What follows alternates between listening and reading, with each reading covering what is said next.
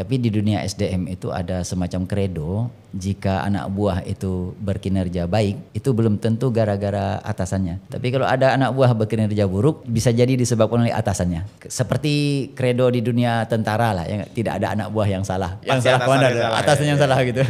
Mendiagnosanya mulai dari atasannya. Jadi apa yang kamu lakukan terhadap anak buahmu? Kapan kamu terakhir mengcoachingnya, mengkonselingnya, melatihnya, membimbingnya begitu, atau memperbaiki skill dia sendiri. Assalamualaikum warahmatullahi wabarakatuh. Waalaikumsalam warahmatullahi wabarakatuh. Selamat datang Pak Fat, jauh-jauh dari Bali ke Tulungagung. Alhamdulillah diundang. Berarti apa ya seorang ahli organisasi atau apa kalau orang mau mengenal Pak Fat itu sebagai apa biasanya? Saya memperkenalkan diri itu sebagai praktisi manajemen SDM. Praktisi manajemen SDM. Ya, dan tata kelola organisasi. Memang biasa nanganin gitu Pak Fat ya, biasa nanganin beberapa pengusaha yang mau benerin tata kelola usahanya begitu. Iya betul. Kalau background sendiri Pak Fat apa? Saya backgroundnya sospol sebenarnya. Background sospol, di pendidikannya sospol. Tapi di lapangannya memang banyak bersentuhan dengan marketing, dengan SDM terutamanya juga dan operasional. Sudah berapa lama menggeluti di SDM di organisasi ini Pak? Sudah sejak tahun 2000. 2000? Tahun 2000. Sekarang 2025 loh Pak. 25. Woi, udah seperempat abad ya. Iya. Nah sebelum memulai aku ada beberapa statement Pak. Nah ini menurut Pak Fat bener atau tidak? Fokus scale up dulu, operasional belakangan. Bener nggak Pak? Salah. Oh, kurang tepat ya? Kurang tepat. Oh, kurang tepat. Jadi fokus scale up dulu, operasional belakangan teman-teman belum tepat. Organisasi itu rumit. Ada dua pilihan. Atau menyelesaikan kerumitan. Menyelesaikan kerumitan. Banyak orang yang beranggapan organisasi itu rumit, kurang tepat juga? Kurang tepat. Oke. Kebocoran operasional itu besar dan kadang-kadang tidak nampak. Betul. Betul ya? Betul. Wih. Oke, Pak Fat, seberapa penting bisnis memiliki organisasi? Organisasi itu kan mesin ya. Organisasi itu mesin. Mesinnya. Jadi yang menjalankan bisnis itu organisasi, strukturnya terusnya gitu. Jadi tanpa mesin itu bisnis gak akan jalan saya kira gitu. Ya, kecuali kita berdagang sendiri ya. Kalau kita udah bicara bisnis pasti ada organisasinya. Ya, seperti itu ilustrasinya antara organisasi dan bisnis gitu. Nah, kira-kira mulai kapan? Jadi kan tadi dikatakan kalau berdagang nggak perlu organisasi, tapi kalau udah bisnis perlu organisasi. Organisasi itu dari kapan harus dibentuknya Pak? Dari sejak awal berdiri itu sudah mulai harus tata-tata lah gitu cerita ya. Jadi harus tata-tata, dirapiin seiring dengan pertumbuhan kita, karena setiap masa pertumbuhan itu dia memerlukan tata kelola yang berbeda. Ya, jadi tahap scale up bentuk organisasi begini, nanti tahap berkembang dia sudah membutuhkan perangkat-perangkat yang begini lagi dan seterusnya gitu. Jadi mengikuti perkembangan pertumbuhan bisnis itu sendiri gitu. Jadi tidak perlu menunggu besar bisnis baru kita rapiin begitu. Berarti dari awal Pak ya? Dari awal. Kalau menurut pengalaman saya lebih baik begitu. Contohnya Pak, misal dari awal kan ya cuma berdagang atau ngambil barang kemudian dijual, belum ada karyawan, itu seperti apa organisasi yang dia harus punya karyawan dulu seperti begitu? Pengorganisasian aktivitas kan diantaranya melakukan planning gitu ya enggak, perencanaan itu sudah masuk ke dalam tata kelola gitu ya. Jadi aktivitas misalnya pemanfaatan waktu prioritas dan seterusnya itu bagian dari pengorganisasian sebenarnya gitu. Pengorganisasian barang dagang itu misalnya stok gitu ya enggak, alur flow supply demand gitu, itu bagian dari tata kelola sebenarnya sudah gitu. Oke, berarti tidak melulu soal orang Pak ya? Tidak melulu soal orang, gitu. Proses bisnis begitu juga? Proses bisnis gitu. Nanti ada tata kelola orang, ada tata kelola barang gitu. Sebentar, saya agak rancu ini dengan kata-kata tata kelola sama organisasi itu dua entitas yang berbeda atau sama tata kelola dan organisasi? Organisasi kan bermula dari organize ya enggak? Organize ya, mengatur ya. Mengatur, mengelola, menata gitu. Jadi include semuanya tadi itu. Oh, berarti organisasi itu juga di dalamnya ada tata kelola ada gitu. Ada tata kelola. Oh, oke. Dari awal harus dipikirin Mas Agung. Kalau nggak begitu nanti dia di tengah jalan rontok. Karena tata kelola bagian dari fondasinya. Ya. Kan banyak banyak cerita mungkin di sekitar kita, kadung besar tapi fondasinya lemah, akhirnya roboh kan. Banyak memang. Banyak terjadi gitu. Gitu saya lihat itu. Nah kemudian apa bahayanya Pak jika bisnis itu hanya fokus scale up? Tadi juga tentang statement pertama. Scale up aja dulu gitu ya, tapi tidak memiliki tata kelola organisasi. Bisnis yang tanpa tata kelola itu atau mungkin mendahulukan scale up duluan, yang saya pengalaman di lapangan kebanyakan memang fondasinya lemah biasanya begitu. Pengawasan, kontrol, evaluasi itu lemah gitu. Kadang-kadang itu akibatnya mungkin bahasa anak sekarang tuh boncos kali ya gitu. Boncos. Iya, boncos di mana-mana begitu. Tadi kalau boncos dalam bentuk keuangan kita bisa ukur gitu. Tapi yang kelihatannya boncos inefisiensi atas akibat tidak efisien dalam pengelolaan itu juga boncos gitu. Hanya saja tidak kita konversi ke uang kan selama ini begitu. Contoh realnya seperti apa Pak itu? Kalau boleh misalnya digambarkan. Ini berdasarkan pengalaman ya. Jadi banyak organisasi misalnya salah menyusun struktur organisasi. Nah kesalahan struktur organisasinya itu berakibat koordinasi, overlapping job, overlapping fungsi gitu. Itu inefisiensi emang di organisasi gitu. Jadi menyebabkan misalnya dalam bentuk boros koordinasi ya. Itu bermula dari penataan struktur organisasi yang keliru. Boleh digambarin Pak, misal katakanlah dari contoh scale up yang benar begitu ya, atau jadi misal bermula dari seorang pedagang berdua sudah mulai growth bisnisnya, dia mulai rekrutmen SDM, memasukkan orang di dalamnya. Apakah seperti itu harus sudah disusun begitu ya? Organisasinya tata kelolanya dengan baik, atau yang penting ya udah masuk dulu aja, fokus growth. Ya. Terus kemudian sambil jalan gitu organisasinya, atau seperti apa?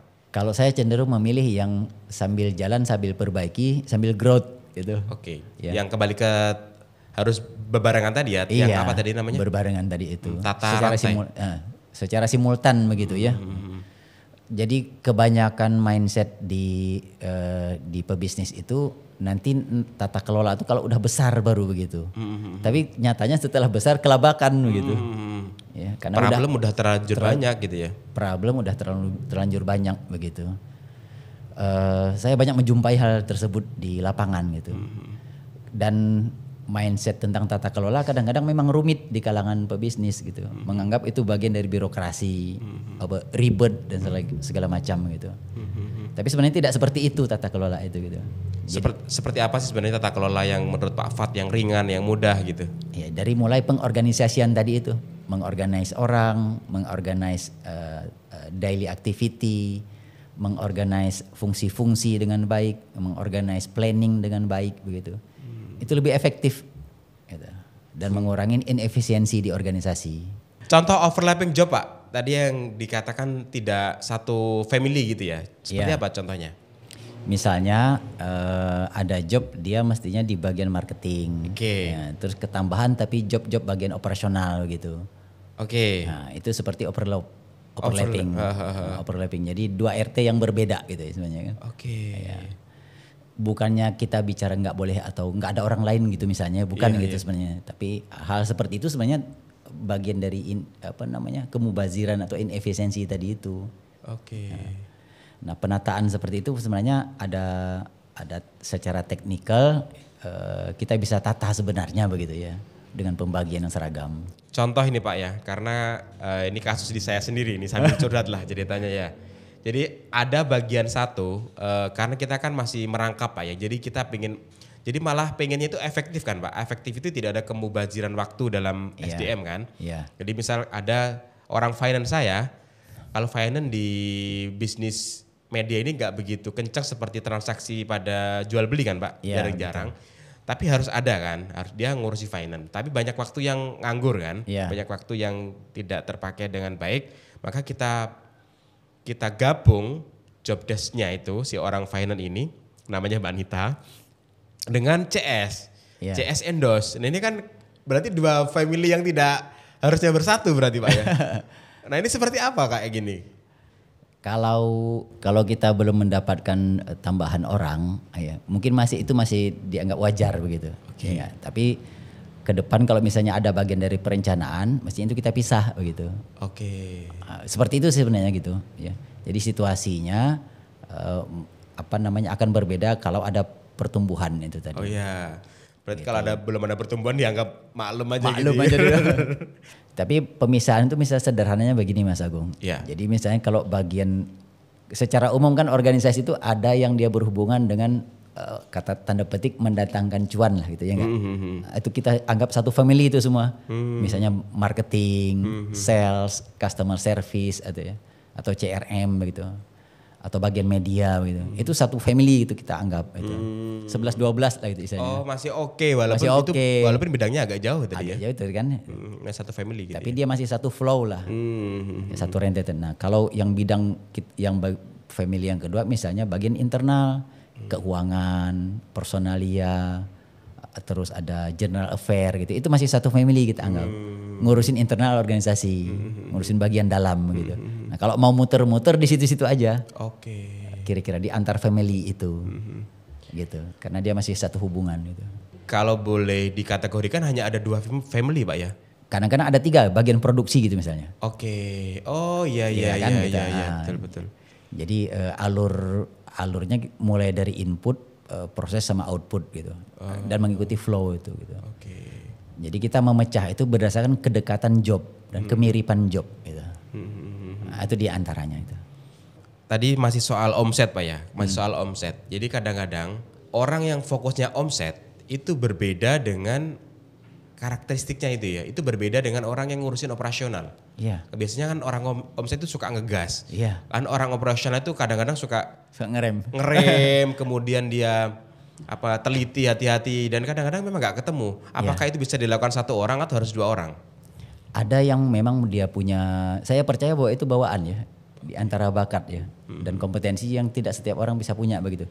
Ada yang memang dia punya satu aja, punya ngegas aja. Ada yang memang dia tipikal ngerem gitu. Nah kecenderungan yang saya temui, yang tipe-tipe ngegas ini biasanya itu kecenderungan otak kanannya lebih dominan. Oke. Nah, secara personal ya karakteristiknya. Kalau yang model-model ngerem ini dia model-model orang-orang otak kiri. Dia risk counter dia, penghitung risiko yang bagus gitu. Kalau yang sebelah tadi itu yang sebelumnya dia risk taker dia. Iya, dia ngegas. Ngegas aja. Pengambil resiko. Pengambil resiko dia. Nanti urusan belakang. Urusan belakangan gitu aja. Gitu ya bener ya? Iya. Oke. Jadi kalau yang satu tadi itu, kalau ada urusan nantilah baru urusannya. Tapi kalau yang satunya tadi yang otak kiri dia nanti gimana kan gitu. Iya.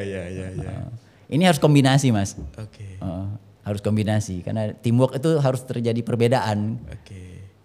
Jadi kalau saya kan untung di kami itu ada dua owner lah ya. Jadi saya yang biasanya ngegas Afat. Jadi partner saya yang biasa ngerem gitu. Jadi kayaknya sudah komplit. Komplit ada rem, ada gas. Ada gas, ada rem. Nah bagi orang yang mungkin hanya cuma satu Pak Fat. Jadi dia ownernya cuma satu begitu. Itu gimana berarti? Dia ngegas doang gitu ya? Lengkapi dengan yang berbeda dengan dia. Dengan rekrut tim gitu ya? Rekrut tim agar terjadi balancing gitu. Ya sifat organisasi begitu kan, kumpulan dari orang yang berbeda dan urusannya berbeda memang gitu. Tapi itu terjadi balancing dari situ. Ya, balancing tim.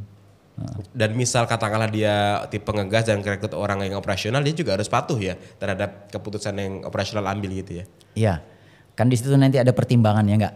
Sebelum ngambil kebijakan pasti ada konsideran, ada historical data misalnya dalam pengambil kebijakan. Tapi itu fungsinya seperti itu. Karena ngambil keputusan juga kan pasti ada risiko. Betul. Yang menyangkut misalnya aspek keuangan, risiko SDM gitu ya enggak? Risiko hukum dan seterusnya begitu. Kalau ngegas tanpa ada yang ngingetin gitu ya, bisa kena tilang nanti. Tapi emang gitu Pak Fat. Jadi kalau historical saya itu dari dulu saya pikir-pikir ngegas terus. Ngegas terus dan katakanlah berpartner dengan juga orang yang ngegas gitu ya. Jadi dalam waktu singkat bener banter tapi nanti golong komeng ya, jatuh gitu ya. Iya. Jadi dari dulu itu usaha saya nggak ada yang lebih dari 3 tahun Pak Fat. Iya. Baru kali ini yang termasuk yang paling lama di 5 tahun. Rekor ini Pak. Tapi ya itu saya harus benar-benar bergulat dengan ego kayaknya. Kalau kadang-kadang kan kalau kita sedang ngegas, diperingatin partner yang ngerem kan kita kayak suka, waduh ini momentum naik ini. Iya, iya. Kadang-kadang kita harus gimana. Tapi ketika kita waktu di rumah ya ada benernya juga. Oh ya, oke. Iya. Jadi kayak harus berdamai lah begitu ya. Iya, balancing itu. Balancing ya kuncinya. Balancing, iya. Apa mungkin juga karena faktor umur Pak ya. Jadi sekarang udah lebih bisa menerima apa ya? Perbedaan. Nah, dulu kan masih muda sangat ambisinya gede gitu. faktor juga umur ya? Bisa jadi gitu ya. Mungkin karena pengalaman kita bertambah banyak. Oke, oh iya betul itu ya. Iya, pengalaman jatuh, pengalaman keliru. Iya, pengalaman jatuhnya banyak. Membentuk tim yang efisien Pak, membentuk tim yang efektif dan efisien. Apakah ada kaitannya dengan organisasi Pak? Sebenarnya sudah dijawab tadi ya. Iya. Ada Pak berarti ya? Ada. Dan itu kelihatan dari struktur ya, struktur organisasi gitu. Jadi kalau di manajemen SDM itu dia habis kita merapikan atau memetakan bisnis flow-nya, itu langkah berikutnya adalah menyusun struktur organisasi yang sesuai dengan bisnis flow dan strategi. Nah di situ kuncinya tim kita itu bisa gemuk, bisa ramping, bisa luwes, bisa agile, itu dari penyusunan struktur organisasi itu. Jadi yang paling penting pertama adalah penyusunan struktur organisasi ya? Iya, paling tidak itu menjadi step kedua ya, setelah kita punya strategi gitu. Oh, oke. Ya, nah strategi ini kan harus dicapai oleh tim, oleh mesinnya seperti apa. Untuk mencapai strategi dan goals itu. Mesinnya itu adalah struktur organisasi. Kotak-kotaknya dulu. Baru dari kotak-kotak itu kita cari orang yang tepat untuk menduduki kotak tersebut. Sesuai dengan karakternya. Nah kalau kebalik Pak, misal kayak sudah ada orang-orangnya dan kotak-kotaknya belum ada, itu gimana ngepas? Sama aja bisa kita susun lagi kotaknya. Oh, bisa puzzle-nya kita rapidkan lagi gitu ya. Jadi begitu misalnya strategi kita berubah, kotaknya bisa kemungkinan juga berubah mengikuti strategi. Jadi kayak tim sepak bola tergantung siapa lawannya ini. Kalau lawannya tinggi-tinggi ya kita pasang juga tim yang mungkin tinggi-tinggi begitu. Formasinya itu bisa berubah. Mengubahnya dengan cara mengubah struktur organisasi. Kadang-kadang juga ada organisasi yang hanya terpajang aja dan tidak ada kaitannya sama realita Pak ya? Ada juga yang begitu ya. Jadi kadang-kadang dan itu kapan terakhir di update organisasinya juga udah lupa kali ya. Ya memang harus sering diupdate. Harus update struktur organisasi itu karena struktur organisasi itu merupakan bentuk respon kita terhadap perkembangan teknologi misalnya, perkembangan dunia bisnis di luar dan seterusnya, termasuk perkembangan dan perubahan strategi yang kita jalankan. Berarti strategi di atas organisasi ya Pak? Strategi di atas organisasi. Oke. Di atas struktur gitu. Jadi strateginya dulu, habis itu disusun workflow-nya bentuk organisasi itu gitu ya? Baru diterjemahkan dalam bentuk struktur organisasi. Itu. Ya. Efektifnya Pak yang biasanya dilakukan perubahan struktur organisasi itu setiap berapa lama? Tergantung sih ya. Tergantung ya? Ya tergantung sikon lah begitu. Saya misalnya pernah punya historical mengubah struktur setahun bisa 3 kali begitu. Setahun 3 kali Pak? Bisa 3 kali itu. Tergantung strateginya kita.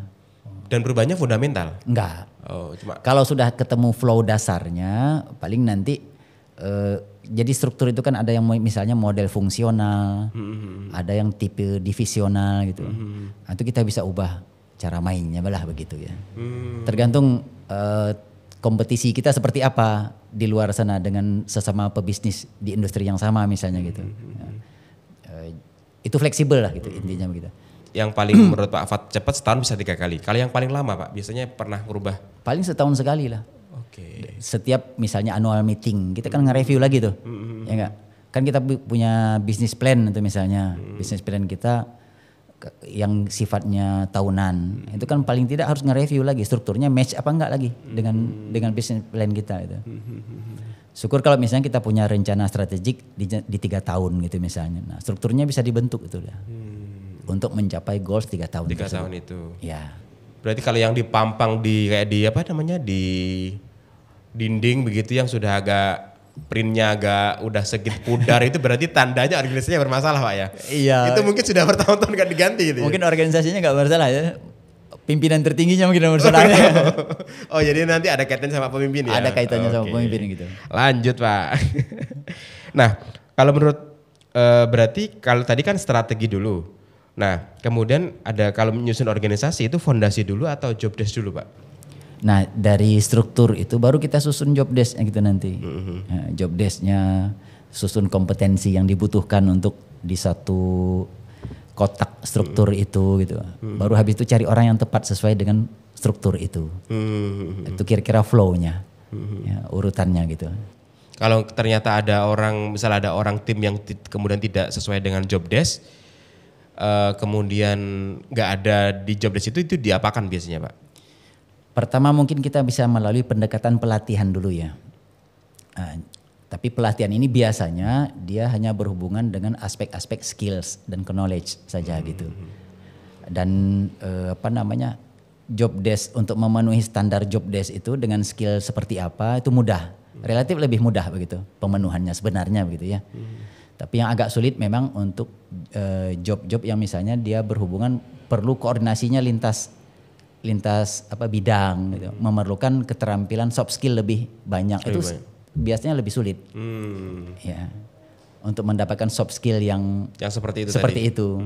Kalau hanya skill teknis relatif lebih mudah Mas. Artinya orang nggak bisa ngetik ya kursusin ngetik aja gitu kan gitu. Jadi intinya ditempatin di bidang-bidang yang sifatnya teknis gitu ya, tidak bersifat yang soft skill gitu ya. Kalau ada orang-orang yang mungkin tidak inkompeten terhadap orang lama biasanya gitu. Tapi biasanya juga ya karena memang pernah mendengar mungkin ya bakat terpendam ya. Bakat terpendam iya. Iya, karena dia nggak keluar aja. Oh, atau mungkin bidangnya tidak sesuai dengan bakat terpendamnya gitu ya? Bisa jadi begitu. Tidak tereksplor selama ini gitu ya enggak gitu. Atau dia memiliki bakat di tempat yang lain sebenarnya gitu. Tapi setiap orang pasti punya itu gitu. Hanya kita perlu kejelian untuk menemukannya. Itu mengendusnya lah gitu. Nah itu caranya gimana biasanya untuk menggali bakat terpendam dari seorang karyawan gitu Pak? Ya kita assessment. Di assessment misalnya dengan metode interview, penugasan gitu ya enggak. Apalagi dengan tes-tes psikologi itu sudah banyak itu alat ukurnya, observasi gitu. Yang banyakin dengerin podcast ini kan banyakan UMKM Pak. Yeah. Biasanya itu suka bingung nyusun bisnis prosesnya. Yeah. Nah ada nggak Pak kayak pendekatan yang lebih, dulu Pak nggak apa-apa? Iya. Pendekatan yang lebih mungkin bisa difahami oleh UMKM untuk menyusun bisnis proses Pak. Jadi kalau kita kepingin menyusun bisnis proses itu yang sederhananya ya kita lihat uang itu mengalirnya seperti apa caranya. Ya, masuknya dari mana ya enggak, lewat pintu apa, lewat produk apa begitu. Terus dia larinya kemana dulu, apakah ke CS dulu apa langsung ke keuangan gitu. Itu cara kita memetakannya gitu. Digambar dengan dia apa ya flow lah gitu aja. Ini tahap pertama di sini, tahap kedua di sini dan seterusnya. Itu dengan cara mapping sederhana itu nanti ketahuan. Oh di sini siapa yang melakukan fungsinya, di step ke sini bidangnya siapa, PJ-nya dan seterusnya gitu. Itu cara kita menggambarkan bisnis flow kita. Gitu. Sampai kemudian flow itu berujungnya di siapa, kembali ke konsumennya dalam bentuk apa begitu. Itu cara kita memetakan flow sederhana gitu. Ya. Berarti ikuti arus uangnya begitu ya? Ikuti arusnya. Flow uangnya dari mana mulainya. Dari mana dan kemana. Dan kemana gitu larinya aja gitu. Nah itu kan setiap kita pasti bisa memetakannya ya kan misalnya jualan jualan duren gitu masuk duren itu dari mana uangnya kan terus lari kemana dulu gitu dia pakai packing apa enggak gitu kan gitu. Kalau yang biasa Pak Fatangan itu lebih ke UMKM atau corporate biasanya? Tergantung ya ada yang UMKM ada yang juga corporate seperti BUMD ya ada yang BUMN juga gitu. Tapi tergantung masalahnya sih masing-masing itu. Ya. Kalau Pak Fat yang pernah Pak Fat tangani itu sampai yang paling gede itu sampai berapa? Jadi kalau kita hasil misalnya perubahan atau transformasi gitu kan kita memetakannya mulai dari kebutuhan dia untuk strategi tadi itu. Strategi 3 tahun ke depan akan seperti apa. Dari situ nanti kita turunkan ke dalam bentuk strukturnya yang pas untuk mencapai itu. Lalu baru pilih orang-orangnya gitu. Nah, baru pilih orang-orangnya, lalu bangun sistem sama culture, ya enggak? Budaya yang diperlukan untuk mencapai goals dan strateginya itu. Kalau yang besar dulu pernah kita lakukan kepada BUMD di Jawa Barat, ya, dia holding company gitu. Nah, Jadi ada 8 anak perusahaan di bawahnya begitu. Oke. BUMD padahal Pak ya? BUMD waktu itu. Tapi udah sampai berapa karyawan waktu itu? Saya nggak hafal gitu ya dulu. Ratusan atau ribuan? Ratusan kayaknya. Oh, ratusan. Karena ada 8 BUMD di bawahnya. Jadi ada holdingnya, terus ada anak perusahaannya di bawahnya gitu. Kayak benerin seperti itu butuh berapa lama Pak? Tergantung pada tingkat kerumitan masalahnya. Bisa 1 tahun gitu ya. Rata-ratanya bisa sampai 2 tahun gitu. Karena dia harus kita susun dari awal blueprintnya sampai ke implementasi kepada karyawannya, sosialisasinya. Gitu. Biasanya Pak, misal kayak ada karyawan nih, katakanlah dia kerjanya kurang greget atau biasanya untuk menyemangati apakah cukup gaji atau ada hal yang lain Pak yang untuk bisa memotivasi?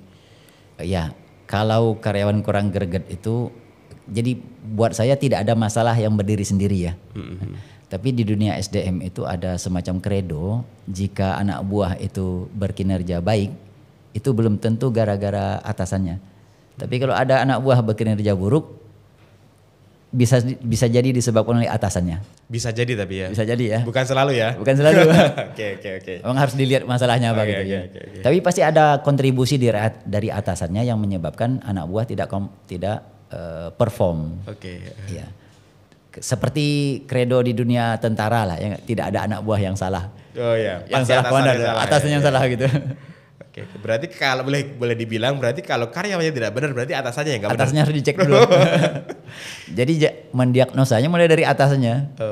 Jadi apa yang kamu lakukan terhadap anak buahmu, ya kan? Kapan kamu terakhir mengcoachingnya, mengkonselingnya, melatihnya, membimbingnya begitu, atau memperbaiki skill dia sendiri. Gitu. Jadi sasarannya harus kepada atasannya dulu, jangan kepada anak buah dulu. Begitu. Pak, saya pernah juga waktu itu ikut seminarnya Pak Fat itu ya. Makanya Pak Fat tidak mau kalau yang ikut itu bukan owner gitu ya. Iya. Gitu ya. Betul. Karena buang-buang waktu Pak ya. Gimana? Ya effortnya tentu lebih besar gitu. Karena kalau dia berorientasi pada perubahan, kan anak buah nggak bisa ngambil perubahan. Bisa, iya betul. Harus dieksekusi dari atas, top down. Gitu. Makanya saya mengutamakan owner atau owner beserta simpul-simpul SDM-nya. Simpul-simpul SDM itu adalah para leader yang ada di organisasi tersebut yang punya anak buah. Kuncinya di situ. Jadi itu makanya saya sebut sebagai simpul SDM. Oh iya. Seperti apa sih leadership itu atau budaya yang harus dibangun oleh seorang leader atau leader yang baik itu seperti apa Pak Fat? Mungkin banyak organisasi membutuhkan leader yang berbeda ya, tergantung jenis industri juga begitu. Tapi leader yang baik menurut saya dia harus jadi role model. Role model dari yang profil leader di organisasi itu yang dibutuhkan gitu. Pertama itu dulu menurut saya itu. Jadi dia harus menjadi role model buat anak buahnya gitu. Jadi menjadi contoh Contoh gitu dulu itu dulu. Sebelum yang lain-lainnya begitu. Karena kalau dia sudah jadi contoh, ketika leader ini menginstruksikan sesuatu, meminta sesuatu, dia pasti anak buah pasti juga akan ngikut begitu ya. Harus segan gitu ya anak buah ya. Iya. Nggak bisa kayak remote atau apa gitu. Kalau sekarang juga kerjanya juga remote Pak. Jadi work from home terus kemudian banyak bercecer nggak di kantor kayak gini itu seperti apa berarti cara memberikan contohnya Pak? Nah kalau remote itu biasanya hanya yang diminta hanya result dari pekerjaan, ya kan, bukan pada pendidikan orang gitu. Nah, jadi kontraknya itu kontrak resultnya ya? Result di pekerjaan gitu. Dan itu memang tidak memerlukan misalnya banyak pengawasan. Berbeda konteks berarti. Berbeda konteks gitu ya. Ini kaitannya misalnya dengan leader yang ada membutuhkan development kepada orang-orang yang ada di organisasi tersebut. Begitu. Yang prosesnya diawasin gitu diawasin. ya, bukan by result gitu ya. Iya. Diawasin atau dibimbing, dan juga kadang kan fungsi leader itu harus menciptakan pengganti dia kan untuk pemimpin bisnis di masa depan begitu. Ya. Nah, kemudian kalau sudah leader baik Pak Fat, jadi cara bikin budaya perusahaan yang baik itu seperti apa? Budaya perusahaan itu mengerjakan apa yang ditulis, menulis apa yang dikerjakan, itu budaya perusahaan menurut saya. Mengerjakan yang ditulis dan menulis apa yang dikerjakan. Oke. Banyak perusahaan itu dia pampangin tagline ya enggak, atau semacam kata penyemangat, tapi itu tidak terwujud dalam tindakan sehari-hari di tim, di leader gitu ya enggak. Nah, itu hanya kayak semacam tidak ada gunanya kalau begitu gitu. Hanya tulisan doang enggak? Iya. Realitanya enggak seperti itu. Realitanya enggak segitu. Nah, jadi budaya perusahaan itu dibentuk kalau budaya jadi ada dua Mas Agung, ada budaya kerja, ada budaya perusahaan, ada budaya organisasi gitu. Budaya kerja itu menyangkut kompetensi, biasanya berhubungan dengan kompetensi yang dibutuhkan.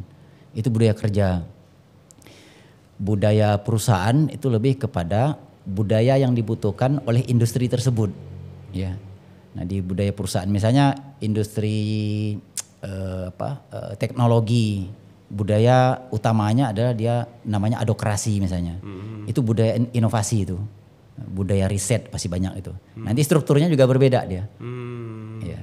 Ada organisasi yang memiliki budaya SOP-nya tinggi, namanya budaya hierarki, istilahnya gitu ya. Nah, kalau ini ketat dia, tidak boleh improvisasi di luar yang ditentukan. Di luar yang ditentukan gitu. Misalnya industri kesehatan di rumah sakit misalnya begitu. Itu ketat dengan prosedur tertentu ya enggak? Nah, lalu ada namanya budaya market, budaya organisasi. Ini dia mengejar market share, mengejar perang pasar gitu ya. Nah yang keempat ada budaya clan namanya. Nah budaya clan ini lebih longgar, budaya family gitu istilahnya gitu. Lebih relax gitu. Nah kalau di Indonesia sendiri kecenderungan lebih banyak menganut budaya organisasi, budaya clan. Ya. Budaya yang clan. Lebih longgar tadi, yang lebih longgar tadi, ya. Pendekatannya gitu. Itu budaya dari sisi budaya organisasi ya. Kalau dari sisi budaya kerja SDM biasanya ada 4 yang paling lazim dipakai itu. Yang pertama itu namanya integritas, yang kedua profesional, yang ketiganya result oriented, yang keempat customer service oriented. Jadi ada 4 itu. Itu budaya kerja yang paling banyak dan lazim dipakai di berbagai macam perusahaan. Jadi ada 2 tadi, ada budaya kerja, sama ada budaya perusahaan. Ada budaya perusahaan, gitu. Begitu. Tadi kan ada juga beberapa pilihan berarti itu bisa harus milih atau bisa semuanya Pak atau seperti apa? Misal budaya kerja tadi, budaya kerja ada yang 4 tadi. 4 tadi itu harus milih atau? Enggak, itu umumnya paket gitu ya. Oh paket ya? Paket biasanya gitu. Jadi harus semuanya dipakai gitu ya? Iya betul. Maksudnya kalau yang 4 tadi itu saya menyimpulkan dari random banyak organisasi yang memakai itu yang paling banyak dipakai 4 itu. Secara simultan gitu. Jadi keempat-empatnya satu paket itu dipakai. Ya. Kalau yang organisasi yang paling banyak credo tadi ya? Iya. Yang apa tadi yang family tadi ya? Iya, yang clan tadi. Oh sorry. Budaya clan. Clan ya? Iya. Itu apa plus minusnya? Kalau budaya clan ini dia memang human touch-nya tinggi. Ya, human touch-nya tinggi. Jadi budaya organisasi tidak ada yang salah dan tidak ada yang benar ya.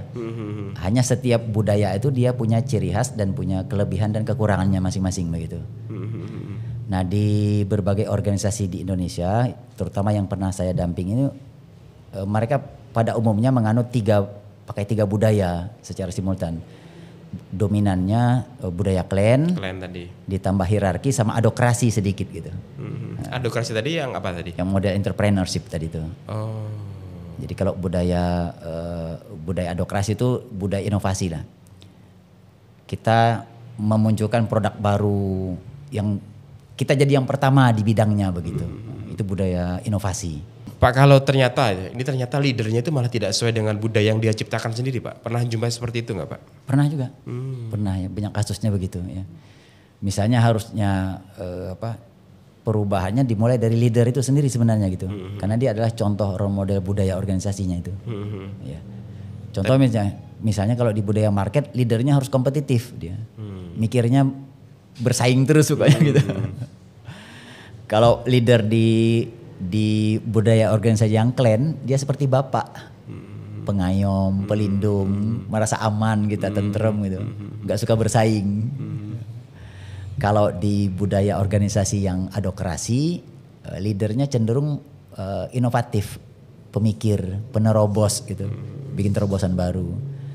Kalau leader di tipe hierarki, dia cenderung strict to SOP semuanya. Ya. Udah ikutin rules ini aja dan harus meminimize kesalahan. Nah, itu budaya di hierarki masing-masing itu. Kalau konteksnya leadernya malah tidak tidak kompeten atau mungkin dia ada seorang yang barusan masuk atau generasi penerus begitu. Seperti apa sudah kebentuk budayanya yang bagus itu? Ya, ini jadi tentu akan menyulitkan nanti organisasi untuk bergerak. Pertama itu leadernya harus mengikuti budaya organisasinya. Terpaksa dia harus belajar ya. Harus belajar. Harus menyesuaikan dengan kebutuhan budaya organisasinya gitu. Nah, kalau Pak Fat sendiri itu kan sudah nanganin banyak perusahaan gitu ya, banyak perusahaan, kemudian juga sudah berkeliling kemana-mana. Sebenarnya kalau arah Pak Fat sendiri itu ingin seperti apa nantinya? Goals seorang Pak Fat itu? Saya punya mission statement ya di saya itu bahwa saya senang membantu personal dan organisasi itu untuk tumbuh. Nah, itu mission statement saya. Dengan keahlian dan pengetahuan yang saya miliki gitu. Agar si organisasi dia bisa mencapai misinya, mencapai goalsnya, dan organisasi tersebut bermanfaat bagi masyarakat. Itu misi saya. Misi setiap kegiatan saya, setiap aktivitas saya, setiap mentoring saya begitu. Kalau bicara visinya ya saya kepingin menjadi dikenal sebagai bereputasi baik lah di kalangan organisasi. Hanya itu aja goalsnya gitu. Mission statementnya keren tadi. Ini intinya membantu orang ya kan? Membantu orang dan organisasi. Kenapa memilih visi itu? Apa dasar dari misi statement itu apa? Dasar dari membuat mission statement itu karena saya merasa kelebihan saya di situ gitu. Ya, dan kelebihan itu tidak datang dari saya tapi ini anugerah dari Allah. Dan kalau begitu saya memahaminya ini Allah ini kepingin saya ngelatih orang gitu. Kira-kira saya menerjemahnya kan begitu. Melalui tadi seperangkat pengetahuan yang saya miliki tadi itu. Nah, inilah mission statement saya yang saya merasa ini kayak saya diutus sama Allah untuk itu gitu, untuk bidang itu gitu. Ya. Merasa diutus Allah untuk di bidang itu tuh kok tiba-tiba dapat statement itu? Maksudnya dari trigger apa? Atau dari orang yang kemudian berterima kasih ketika Pak Fat ajarin atau dari perenungan Pak Fat atau? Ya ini dari perjalanan panjang sebenarnya ketika kita menyadari bahwa setiap manusia itu pasti ada fungsi dan perannya di wilayahnya masing-masing. Ya oke. Sepakat. Saya tidak akan mencontoh orang lain begitu. Karena saya punya seperangkat alat bantu yang diberikan oleh Allah yang tidak dimiliki mungkin oleh orang lain gitu. Begitu juga saya tidak memiliki seperangkat tools yang diberikan oleh Allah kepada orang lain gitu. Nah, di situ letak pemahaman saya tentang misi hidup itu atau misi aktivitas saya selama ini begitu. Ya, gitu. Teman-teman di sini misalnya ada yang jago fotografi, editing video gitu. Ya dia memang berarti dia memang keahliannya di situ, ya enggak? Dan itu misi dia memang di situ gitu. Ya. Karena ya seperti perjalanan waktu itu nanti mengarahkan saya kepada situ lah, kepada mission statement seperti itu. Itu ditemukan saat tahun berapa berarti Pak? Usia berapa waktu itu? Usia 40-an kali ya. Waduh, usia kenabian ya. Masya Allah. Ini bukan wahyu tapi ini. Oke. Ya. Sekarang boleh tahu di kisaran berapa berarti sekarang Pak? Apanya? Usianya sekarang? Saya Juli besok 50 tahun Mas. Masya Allah. Iya. Alhamdulillah bisa merasakan usia 50. Okay. Belum Juli ya? Belum Juli. Hampir ya. Oke. Kalau kemarin kan Raditya Dika pelajaran yang dia dapat saat usia 40 tahun. Nah ini saya mau tanya ke Pak Fat. Pelajaran apa yang didapat menjelang usia 50 tahun? Kalau kita tawaf di Ka'bah itu berangkat dari titik awal dan kita akan kembali ke titik yang awal. Oke. Nah, itu pelajarannya itu. Aduh gimana tuh? Kira-kira begini. Jadi kalau dulu kita datang dari Allah itu misalnya tanpa membawa apa, sekarang di usia 40 tahun ke atas kita merasa kepingin kembali lagi ke titik itu gitu. Kepingin kembali ke sumbernya lagi gitu. Itu ada dorongan seperti itu Mas ya. Jadi seperti kita lebih daya tarik ke akhirat gitu ya untuk amal ibadah dan segala macam lebih kuat kecenderungannya gitu. Ya. Tapi saya mendapat perenungan seperti itu karena memang bermula dari ayat kalau kita sudah di atas umur 40 tahun kita harus memperbanyak doa, mendoakan orang tua ya. Apa di Al-Qur'an itu mendoakan minta pengampunan kepada Allah dan satu lagi itu meminta agar kita punya amal yang bisa legasi. Seterusnya gitu. Amal yang ada legasi berarti amal yang ada legasinya. Yang selalu dimintakan gitu ya. Dimintakan itu. Itu saya ngambil dari ayat Al-Qur'an ya. Goalnya nanti Pak Afat apakah berarti ingin seperti ini terus sampai nanti atau seperti apa? Apakah ingin apa begitu Pak?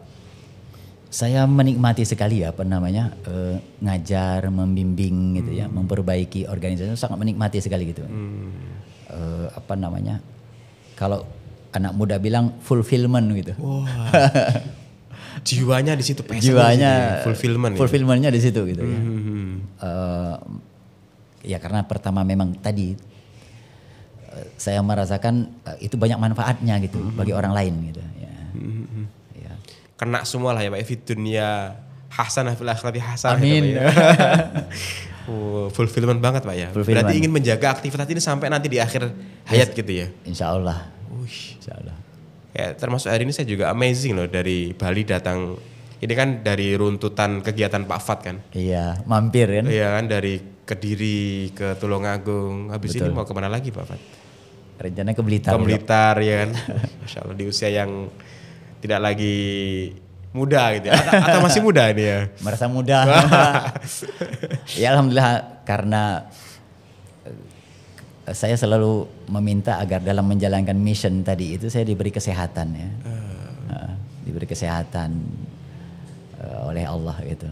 Dan itu karena saya menjalankan misi nih. Menjalankan misi dalam membantu orang gitu. Insyaallah semoga dipermudah oleh Allah. Amin. Oke, kalau misalnya ada orang nih salah satu penonton di Pecah Telur itu ingin apa ibaratnya itu ingin mengundang Pak Fat ingin mengundang Pak Fat atau ingin dibantu organisasinya itu seperti apa mekanismenya? Ya asal telepon WA jadi dah janjian gitu. Oh aja. Gitu aja ya? Iya. Sesimpel itu aja dah gitu. Berarti nanti nomor teleponnya saya cantumkan di bawah ya? Boleh. Ya, jadi itu Pak Fat sendiri atau ada? Saya sendiri. Oke, siap. Iya. Pertama dalam bidang SDM tadi ya. Jadi dalam bidang SDM itu kan sebenarnya luas Mas Agung. Jadi area manajemen SDM dan tata organisasi itu cakupannya lumayan luas. Setidaknya pengalaman saya banyak membantu di aspek itu. Aspek SDM sendiri misalnya mulai dari aspek penyusunan penggajian, penyusunan kompetensi, manajemen kinerja gitu yang sifatnya teknis dan sistem ya. Rekrutmen, pelatihan, pengembangan orang gitu. Pengukuran juga termasuk asesmen gitu. Lalu bidang tata kelola organisasi kayak tadi mulai dari organization development, tata kelolanya, menentukan prioritas pekerjaan, cara berkoordinasi dan seterusnya begitu. Yang pada intinya untuk membuat organisasi itu dia fit gitu kondisinya. Jadi kayak dokter lah gitu Mas gitu. Didiagnosis sakitnya di mana aja. Habis itu diobatin gitu. Habis itu diobatin gitu. Biar gitu. fit. Biar fit gitu aja. Okay. Kalau wilayahnya Pak, wilayahnya bisa mencakup wilayah mana aja misal kayak dipanggil itu? Bebas sih saya selama ini. Indonesia masih masuk ya? Masih masuk gitu aja. Iya. Asal jangan jauh-jauh amat gitu. Kata kau di jauh-jauh amat itu mana? Timor Leste itu. Ya kan enggak apa-apa juga sebenarnya ya kalau ada yang manggil ya. Iya. Bercanda nih. Oke, jadi intinya siap dipanggil kemana aja. Simatupang kata teman-teman tuh. Apa itu? Siang malam tunggu panggilan. Dari Bali bisa meluncur Simatupang kemana aja. Terima kasih Pak Fat atau juga bagi teman-teman yang di membership Pecah Telur. Jadi insya Allah Pak Fat ini nanti juga saya minta ngisi Pak ya. Saya minta ngisi di video membership Pecah Telur. Jadi teman-teman yang sudah berlangganan terutama di level 3 yang bahas operasional, level 4 yang bahas operasional dan juga finance nanti Pak Fat juga ngisi di sana. Jadi membahas tentang bagaimana operasional itu biar bagus. Ada 10 track Pak insya Allah hari ini kita syuting ya. Terima kasih Pak Fat sudah meluangkan waktu di sini. Mas Agung. Closing statement dari Pak Fat. Kalau kita menjadikan organisasi kita itu sebagai kendaraan untuk membantu orang lain, itu legasi yang tidak seperti amal jariah, tidak akan putusnya begitu. Ya. Nah, cuman kendalanya begini, kebanyakan owner usia organisasinya sepanjang usia owner hanya gitu. Nah, berarti legasinya nggak panjang itu. Nah, jadi saya menyarankan teman-teman menyiapkan regenerasinya agar amal jariah dari organisasi yang dibentuknya itu, termasuk organisasi bisnis tadi ya, bisa diwariskan kepada generasi selanjutnya begitu. Nah, itu perlunya tata kelola. Selain juga memberikan legacy urusan untuk dunianya juga menjadi pahala ketika organisasi itu selalu mencetak kebaikan, Pak ya. Betul. Mantap sekali.